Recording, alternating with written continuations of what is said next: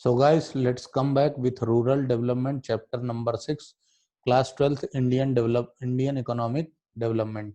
अब हम इस चैप्टर को पढ़ते हैं, समझते हैं क्या है. In India majority of the people live in rural areas, यानी भारत देश में बहुत सारी जनसंख्या जो है वो गांव में निवास करती है, ग्रामीण क्षेत्रों में, where they do not have access to basic necessity life,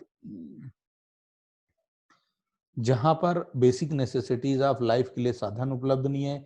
करीब 22% पॉपुलेशन आज भी भारत की गरीबी रेखा के नीचे जी रही है. एग्रीकल्चर मैक्सिमम सोर्स है इनका, लेकिन ये इसका भी जो रेट है ग्रोथ का वो है 2.7%, जो अब बढ़कर थोड़ा सा 3.2% हो गया है. Share of agriculture sector to GDP was on a decline and there has been increase in the share of industrial service sector और इंडस्ट्रियल सेक्टर का रोल बढ़ गया और एग्रीकल्चर का कम हो गया. However, population depend on agriculture sector did not show any significant change. लेकिन अभी भी जो एग्रीकल्चरल बेस्ड थे वो एग्रीकल्चर पर ही डिपेंड रहे, उन पर कोई चेंज नहीं हुआ. Moreover after economic reforms agriculture sector decelerated हो गया 3% से per annum. So real progress of India is possible only when rural areas and rural people are developed so that overall growth of India could be achieved. यदि गांव के लोगों को agricultural progress करेंगे तो ही जाकर के भारत डेवलपिंग कंट्रीज की कैटेगरी में आ पाएगा. Meaning of rural development, meaning क्या है इसके? तो rural development refers to continuous and comprehensive socio-economic process attempting to improve all aspect of rural life.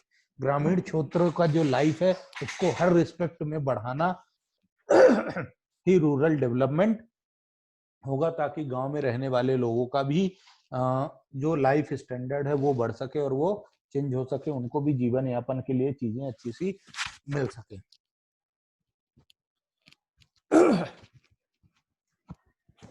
Rural in India, agriculture is major source of livelihood in rural sector.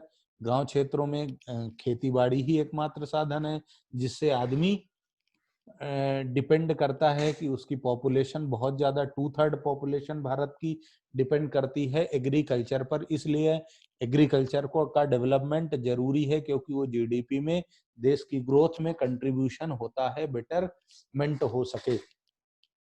However, the term rural development include not only agricultural development, but it also involves all those aspects which improves quality of life of people. It aims at improving the economic and social condition of people living in villages. गांव क्षेत्रों में रहने वाले लोगों का ये living standard बढ़ाना, उनको इंफ्रास्ट्रक्चर फैसिलिटी देना, ट्रांसपोर्टेशन और कम्युनिकेशन, उनको ओवरऑल डेवलपमेंट उनका करना ताकि उनका भी लिविंग स्टैंडर्ड बढ़ सके. ये है रूरल डेवलपमेंट. सिर्फ खेती का डेवलपमेंट, एग्रीकल्चरल डेवलपमेंट ही डेवलपमेंट नहीं है रूरल. उसके बाद rural development account for 3/4 of total population. पूरी पॉपुलेशन का 3/4 हिस्सा रूरल डेवलपमेंट को मांगता है.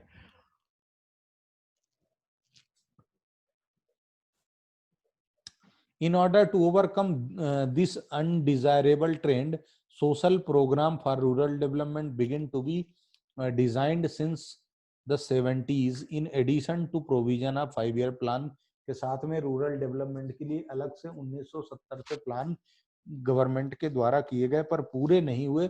ये बात दूसरी है. गवर्नमेंट ने प्रयास बहुत किया कागजों में, हकीकत में नहीं उतार पाई. क्यों, क्या वजह थी, प्रभु जाने. In this chapter we will discuss, हम इस चैप्टर में क्या डिस्कस करेंगे? Credit and marketing facility. गांव क्षेत्रों के लोगों के लिए क्रेडिट और मार्केटिंग फैसिलिटी क्या है? डाइवर्सिफिकेशन, एग्रीकल्चरल प्रोडक्ट से क्या डाइवर्सिफिकेशन, और ऑर्गेनिक फार्मिंग, खेती का जो सुटेबल है सस्टेनेबल डेवलपमेंट क्या है. प्रोसेस ऑफ रूरल डेवलपमेंट सबसे पहले ये समझो. तो देखो, rural development aims at comprehensive change and improvement of rural life in all aspect, her aspect में गांव का इम्प्रूवमेंट किया जाए, उसका लिविंग स्टैंडर्ड बढ़ाया जाए, यही रूरल डेवलपमेंट है। Some of the areas which are challenging and need fresh initiative for development in India include, कुछ ऐसे हैं जिनको शुरुआत से ही इनिशिएशन की जरूरत है, उसका डेवलपमेंट हो सके, ये एक चैलेंज है। और वो क्या है देखते हैं, development of human resource. Human resource का डेवलपमेंट भारत में एक बहुत बड़ा चैलेंज है। The quality of human resource need to be improved through following measures, कैसे हो सकता है, इसका पहला चैप्टर हम पढ़ भी चुके हैं, इसका ठीक पिछले वाला जो चैप्टर था वो ह्यूमन कैपिटल फॉर्मेशन का ही था। तो प्रॉपर अटेंशन टू लिटरेसी, उनको रोटी कपड़ा मकान एजुकेशन हेल्थ ये दे करके बेटर हम उनका इम्प्रूवमेंट कर सकते हैं। फिर इंफ्रास्ट्रक्चर डेवलपमेंट, इसका क्या मतलब है, डेवलपमेंट ऑफ इंफ्रास्ट्रक्चर का मतलब क्या है, electricity, irrigation, credit, marketing, transportation and facilities, railway वगैरह, गांव के क्षेत्र में हाईवेज, सड़क, ये सारी चीजें बनाना, एग्रीकल्चर ताकि वो एग्रीकल्चर प्रोडक्ट पर रिसर्च एंड डेवलपमेंट हो सके, इस तरह की सारी फैसिलिटीज देना। फीडर इकोनॉमी, फीडर की जगह उनको डेवलप्ड चीजें देना जरूरी है। उसके बाद लैंड रिफॉर्म्स होना जरूरी है, यानी जो एक्सप्लॉयटेशन हो रहा है लैंड रिलेशंस में उसको दूर करना। Actualisation of goal of land to the tillers, tillers यानी जो खेती करने वाले लोग हैं उनका एक्चुअलाइजेशन हो सके, उनको लैंड की फैसिलिटी दी जा सके, उन पर कोई अत्याचार ना हो, उसको रोका जा सके। सोशल इकोनॉमिक कंडीशन जो है पुअर लोगों की, जो वो गरीबी रेखा से नीचे का जीवन जी रहे हैं, जमीनें नहीं है उनको बेस रहने वहने के लिए, तो वो सारी चीजें प्रोवाइड कराना। और एग्रीकल्चर प्रोडक्ट की प्रोडक्टिविटी बढ़ाना और प्रोडक्शन को बढ़ाना एक चैलेंजिंग टास्क है। फिर उसके बाद अलाउस एलिवेशन ऑफ पॉवर्टी, गरीबी दूर करना। अर्लियर 30% के करीब जो पॉपुलेशन है वो बिलो पॉवर्टी लाइन है, जो अब 22% में आ गई है, ऐसा इनका ही कहना है, मेरा नहीं, मेरा कहना नहीं है ये। Development of productive resources, productive जो रिसोर्सेस हैं उनका development, process of rural development, तो इन्होंने फिर से वही चीजें लिख दी, गांव वालों को अपॉर्चुनिटी देना जरूरी है। अब आया रूरल क्रेडिट, तो रूरल क्रेडिट क्या है ये समझते हैं। Growth of rural economy depends on timely infusion of capital, समय समय पर लोगों को पैसा मिलता रहे रूरल में, गांव क्षेत्रों में, इसकी सबसे ज्यादा जरूरत है। To realise higher productivity in agriculture and non agriculture sector, पैसा टाइम पर मिलता रहे, समय समय पर यदि आप पैसा लगा पाओगे तो आप ज्यादा प्रोडक्शन कर पाओगे। In agriculture farmers are in strong need of for credit due to long time gap between crop sowing and realisation of income. इनका कहना है कि खेती की जो प्रोसेस है, जुताई, बुवाई, निराई, गुड़ाई से लेकर के, जब बुवाई से लेकर के जब प्रोडक्ट फिनिश गुड्स बनता है उसमें एक लंबा टाइम लगता है, इसलिए किसानों को सबसे ज्यादा जो जरूरत होती है वो कैपिटल की होती है, ताकि उसको शुरुआत में पैसा मिल जाए और वो 6-7 महीने जो भी खेती का समय है उसमें वो पैसा लगाए, और उसके बाद 6-7 महीने बाद जब उसकी फसल तैयार हो उसके बेच करके उसकी इनकम जनरेट होने में थोड़ा सा टाइम गैप ज्यादा है। इसलिए किसानों को जो सबसे ज्यादा जरूरत है वो है क्रेडिट की, यानी उधार पैसे मिलने की, कैपिटल इन्वेस्टमेंट की। यदि इनको ये फैसिलिटी मिल जाती है रूरल क्रेडिट को, तो ये एक इफेक्टिव और इफिशियंट यूटिलाइजेशन होगा और एक इफेक्टिव और इफिशियंट डिलीवरी सिस्टम होना चाहिए, ताकि ओरिजिनली ही किसानों को वो पैसा मिल सके। Credit needs of farmers can be examined on the basis of time and purpose, समय और उद्देश्य के आधार पर इसकी आप स्टडी की जा सकती है। Source of rural credit, source क्या है, नॉन इंस्टीट्यूशनल सोर्स और इंस्टीट्यूशनल सोर्स। तो नॉन इंस्टीट्यूशनल क्या है, money lenders, relatives, traders and commission agents, rich landlords. कैसे हैं, मनी लेंडर जो उधार देने का काम करते हैं वो, लेकिन वो ब्याज बहुत वसूलते हैं और परेशान करते हैं। रिलेटिव, रिश्तेदार से लिया जा सकता है, या फिर ट्रेडर्स, कमीशन एजेंट जो होते हैं वो पैसा दे सकते हैं, या फिर जो अमीर लैंडलॉर्ड होते हैं वो लोग भी पैसा दे देते हैं। लेकिन ये लोग अत्याचार, जुल्म, बढ़त की कहानी फिर इनकी बढ़ने लगती है। इंस्टीट्यूशनल यानी गवर्नमेंट के क्या सोर्स हैं, कोऑपरेटिव क्रेडिट सोसाइटी है, लैंड डेवलपमेंट बैंक है, कॉमर्शियल बैंक है, रीजनल रूरल बैंक है, गवर्नमेंट है, national bank for agricultural, NABARD है, self help group, bank linkage programme for micro finance है।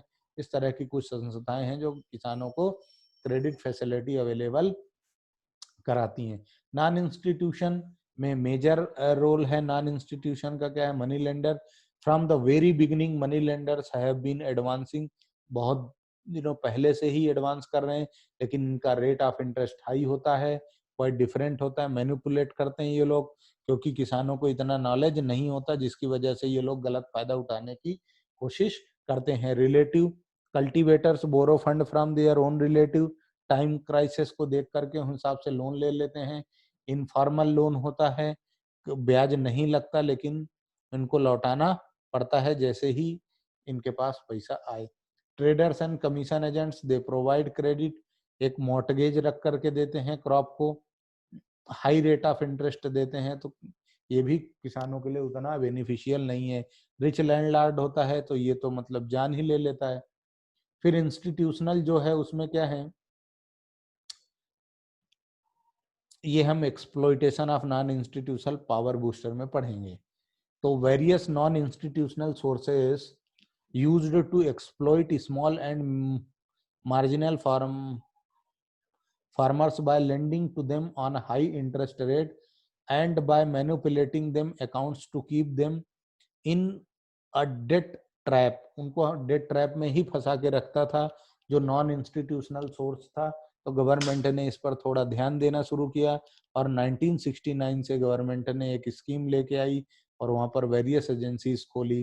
गवर्नमेंट का ऑब्जेक्टिव ये था कि एडिक्वेट क्रेडिट किसानों को दी जा सके, जिसका ब्याज रेट सस्ता हो और समय समय पर जब भी उनको जरूरत हो तो छोटी बड़ी मदद किसानों को दी जा सके, ताकि उसका प्रोडक्टिव बढ़ सके और इनकम मैक्सिमाइज हो सके। तो पहला आया cooperative credit.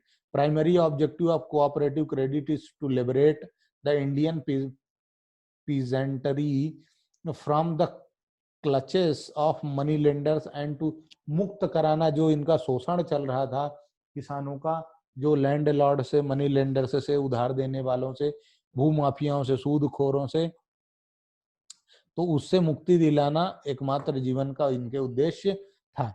Land development bank they provide credit to the farmers against the mortgage of their land. Land development bank देती हैं, खेतों को मॉर्टगेज रख लेती हैं और परमानेंट इम्प्रूवमेंट लैंड का, क्योंकि लैंड किसान के पास ही होता है और उसको ब्याज मिल जाता है। Purchasing agricultural implements for repaying old debt, पुराने डेट भी दे सकती हैं, चुका सकती हैं और लैंड का डेवलपमेंट भी कर सकती हैं पैसा ले करके। कॉमर्शियल बैंक क्रेडिट क्या है? कुछ कॉमर्शियल बैंक का भी सेटअप किया गवर्नमेंट ने 1969 में। अलग अलग गांव में इनकी ब्रांचेस हैं, आईसीआईसीआई, आईडीबीएफसीआई, एक्सिस बैंक, ऐसे करके बहुत सारी बैंकें थी जो किसानों को लोन देने का काम करती थी।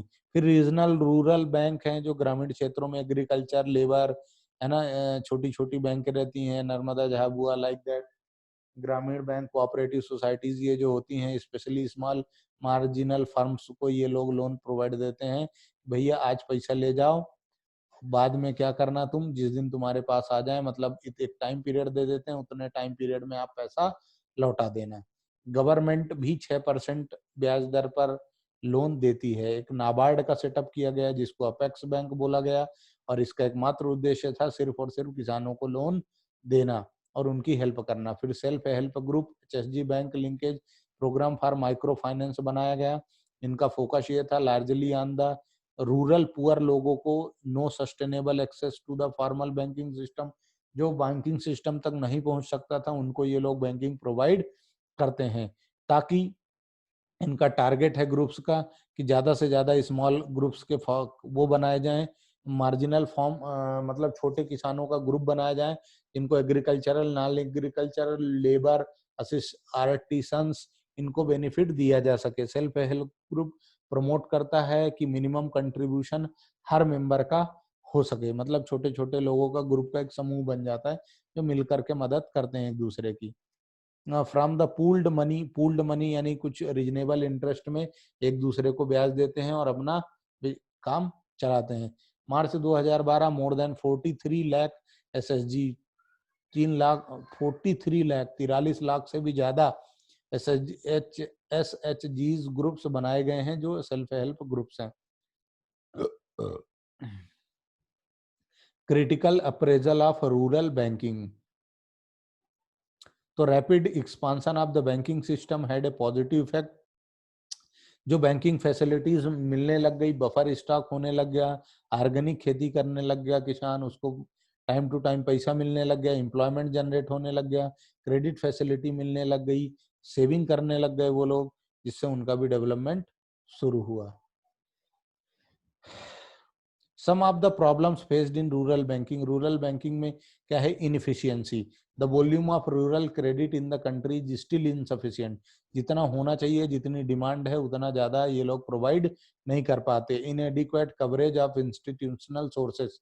The institutional credit arrangement continues to be inadequate as they have failed to cover the entire rural farmers of the country.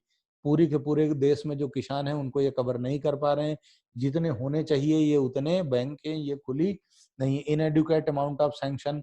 यदि जरूरत 5 लाख की है तो देते 1 लाख 2 लाख ही हैं, कम देते हैं। Less attention to poor marginal. जो छोटे किसान होते हैं, गरीब किसान होते हैं, उस पर ये लोग ध्यान नहीं देते। Growing overdues. जो ओवरड्यूज बढ़ता है उस पर रेट ऑफ इंटरेस्ट बहुत ज्यादा लगता है, और यदि एक बार लोन दे दिया, चुका ना पाए तो नया लोन नहीं दिया जाता।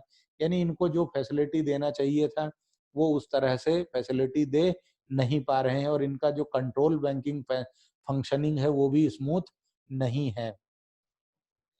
टू इम्प्रूव द सिचुएशन को बढ़ाने के लिए बैंकिंग नीड्स, इनको अपनी अप्रोच बदलनी होगी, इनको थोड़ा सा बिल्डिंग रिलेशनशिप बनाना होगा बोरोवर से बैंकिंग का। और फार्मर को ये चाहिए कि वो इनकरेज करे हैबिट ऑफ थ्रिफ्ट, सेविंग, बचत की वो भी कोशिश करे, ये इनको कोशिश करना चाहिए।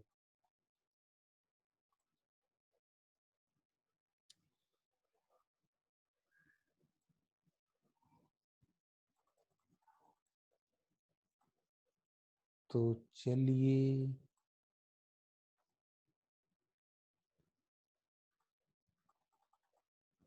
देखिए,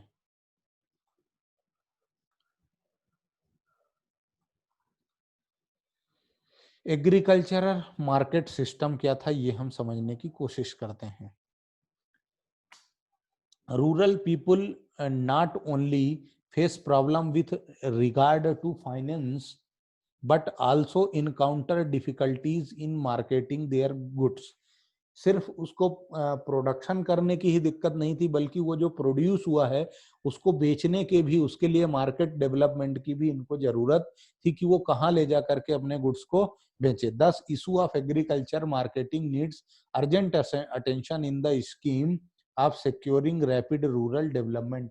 तो इसलिए सबसे ज्यादा जरूरत थी और बहुत जल्दी की जरूरत थी कि एग्रीकल्चरल मार्केट को पूरा किया जाए, ताकि किसान आसानी से अपनी चीजों को अपने गांव के आसपास बेच सके, उसको इधर उधर ले जाने की जरूरत ना पड़े। Agricultural marketing is a process that involves assembling, storage, processing, transportation, packaging, grading and distribution of different agricultural commodities across the country.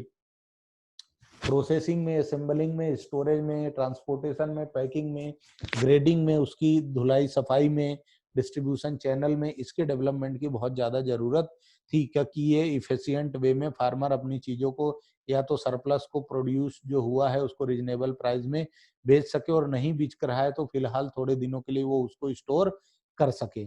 Problem faced by the farmer को क्या था? Manipulation by big traders. जो बड़े व्यापारी होते थे वो कुछ भी बता देते थे कि भैया यार तुम्हारा प्रोडक्ट नहीं बिकेगा, या आज नहीं बेचोगे तो कल दाम कम मिलेगा, या तुम्हारा प्रोडक्ट सही नहीं है। इस तरीके से पगला बनाने की कोशिश करते थे। मार्केट इंफॉर्मेशन किसानों को होती नहीं थी। उसके बाद लैक ऑफ स्टोरेज फैसिलिटी नहीं थी, वो स्टोर कहाँ करते, इसलिए उनको मजबूरी में सस्ते दामों में बेचना पड़ता था। अब गवर्नमेंट ने इंटरवेंशन किया है, रेगुलेट किया इसको, मार्केट को। Measure to improve agricultural marketing को क्या? रेगुलेटेड मार्केट देना ताकि सेल किया जा सके, इंफ्रास्ट्रक्चर डेवलप करना, रोड, वेयर हाउस ये बनाना, कोऑपरेटिव मार्केटिंग सोसाइटीज और डिफरेंट पॉलिसीज इंस्ट्रूमेंट तैयार करना, ताकि इनको किसानों के साथ अन्याय ना हो।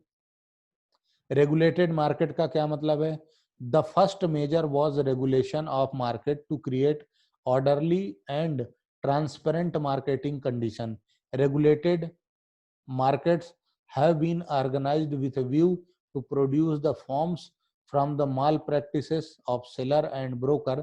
This policy benefited farmer as well as consumers.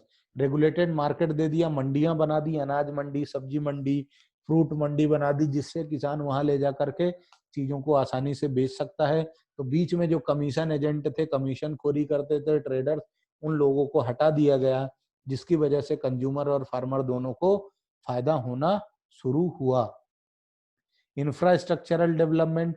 The government aims to provide physical infrastructure facilities like roads, railway, warehouse, godowns, cold storage, processing unit.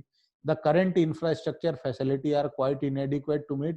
मतलब ये सारी चीजें डेवलप करें ताकि, और अभी भी इनकी कमी है, इसलिए इनमें और ज्यादा इम्प्रूवमेंट की, ग्रो करने की जरूरत है ताकि किसानों को और आसानी हो सके. कोऑपरेटिव मार्केटिंग सोसाइटीज फार्मर्स की बनाई गई कि वो अपने प्रोडक्ट को इन यहाँ पर बेच सके. जैसे मिल्क कोऑपरेटिव सोसाइटी गुजरात में है, सांची मध्य प्रदेश में है, अमूल, ऐसे करके बहुत सारी सोसाइटीज हैं जहां पर दूध इकट्ठा कर लिया जाता है किसानों से, फिर उसको प्रोसेस करके बेचा जाता है. लेकिन इनकी कवरेज इनअप्रोप्रिएट है या एडिक्वेट नहीं है, जिसकी वजह से सभी किसानों तक ये फैसिलिटीज नहीं पहुंच पा रही हैं. Differential policy instrument.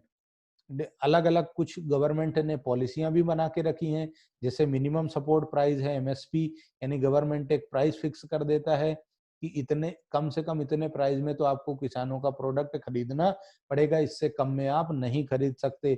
Buffer stock maintain करना. FCI food corporation of India purchase wheat कर लेता है, व्हीट, राइस, और उनका स्टॉक मेंटेन करना करता है, और जब जरूरत होती है तब उसकी सप्लाई दे देता है. Distribution, public distribution system PDS बनाया गया, जो खाद बीज वितरण, आप भी समझते हैं, 1 रुपए किलो चावल, गेहूं 5 रुपए ऐसे मिलता है. नमक अभी मोदी जी ने लॉकडाउन में घोषणा की थी निःशुल्क देंगे, तो ये जो है वहां से राइस, केरोसिन, शक्कर, ये सारी चीजें मिलती हैं, नमक. तो यहाँ पर गरीब लोगों को ये है पीडीएस सिस्टम कहलाता है. कंक्लूजन क्या आया कि agriculture marketing has become long way with the intervention of government. However, despite of government intervention, मतलब गवर्नमेंट को इंटरवेंशन की जरूरत थी एग्रीकल्चर मार्केटिंग में, और यदि ये लोग नहीं करते थे तो क्या private traders, money lenders, rural जो पॉलिटिशियन लीडर्स थे, जो अमीर किसान होते थे या जो बड़े व्यापारी होते थे, ये लोग अभी भी, इन्होंने मार्केट में कब्जा कर रखा है, जिसकी वजह से किसानों को ईमानदारी से या उनको उतना बेनिफिट नहीं मिलता जितना मिलना चाहिए. The quality of agricultural product handled by the government agencies and consumer corporation constitutes only. सिर्फ 10% ही गवर्नमेंट ऑर्गेनाइजेशन है और बाकी सब प्राइवेट सेक्टर है. अब हम बचा हुआ जो चीज है वो नेक्स्ट लेक्चर में पढ़ेंगे. Thank you. लाइक करें, शेयर करें, सब्सक्राइब करें चैनल को.